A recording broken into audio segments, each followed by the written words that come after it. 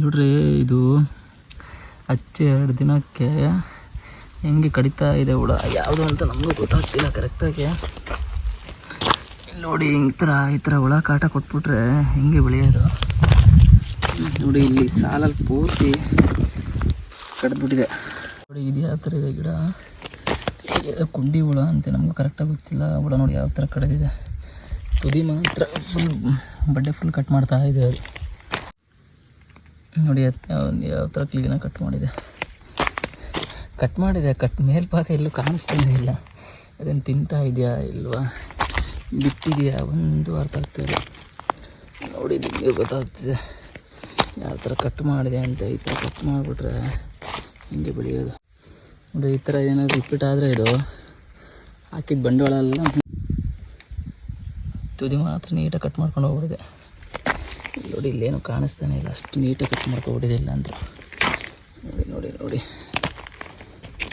So ಇದಕ್ಕೆ medicine ಸ್ಟೋರಲ್ಲಿ ಕೇಳಿದ್ದಕ್ಕೆ ಯಾವುದೋ ಔಷಧಿ ಕೊಟ್ಟಿದ್ದಾರೆ ಒಂದು. ಸೊ ಅದನ್ನು ಸ್ಪ್ರೇ ಮಾಡ್ತಾಯಿದ್ವಿ, ಗೊತ್ತಿಲ್ಲ ಇದು ಕ್ಯೂರ್ ಆಗುತ್ತೋ. ಇದೇ ಥರ ನೋಡಿ ಯಾವ ಥರ ಕಡ್ದಿದೆ ಅಂದರೆ ಹುಳ. ಇದು ಯಾವುದೋ ಅಂತ ನಮಗೂ ಕರೆಕ್ಟಾಗಿ ಗೊತ್ತಾಗ್ತಿಲ್ಲ. ಹಚ್ಚಿ 2 ದಿನಕ್ಕೆ ನೀಟಾಗಿ ಕಟ್ ಮಾಡ್ತಿದೆ. ಸೊ ಇದೇನಾದ್ರು ರಿಪೀಟ್ ಆಯಿತು, ಹಿಂಗೆ ರಿಪೀಟ್ ಆಯಿತು ಅಂದರೆ ಹಾಕಿದ ಬಂಡವಾಳ ಎಲ್ಲ ಹೋಯ್ತು ಅಂತಾನೆ. ಸೊ ಅದಕ್ಕೆ ಔಷಧಿನ ಸ್ಪ್ರೇ ಮಾಡ್ತಾಯಿದ್ದೀವಿ. ನೋಡುವ ಇದು ರಿಸಲ್ಟ್ ಆ ಥರ ಇದೆ ಅಂತೇಳಿ. ಒಂದು 15 ಡೇಸಲ್ಲಿ ಗೊತ್ತಾಗುತ್ತಂತೆ, ಚೆಕ್ ಮಾಡುವ.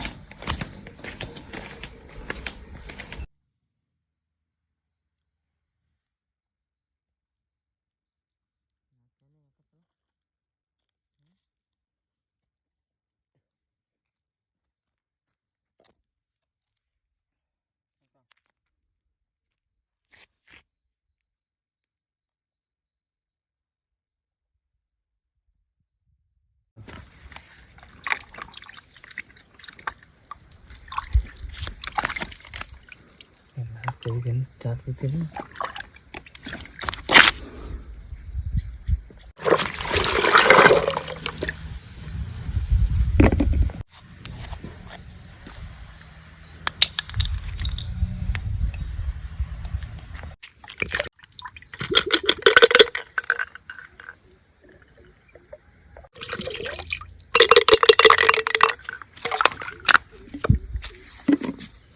ಮಿಕ್ಸ್ ಮಾಡಿ.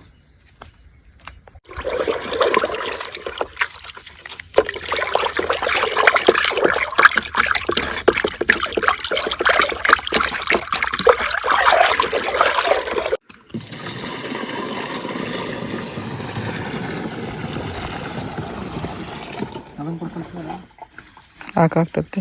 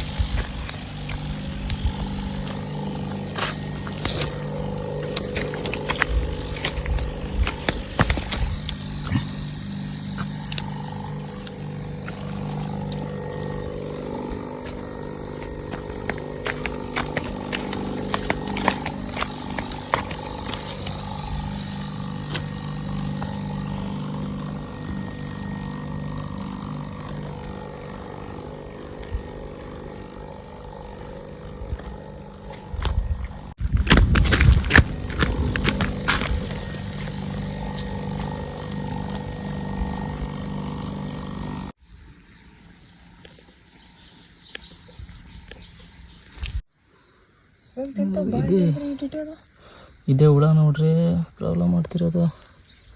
ನೋಡ್ರಿ ಎಷ್ಟಿದೆ ನೋಡ್ರಿ ಹುಳ.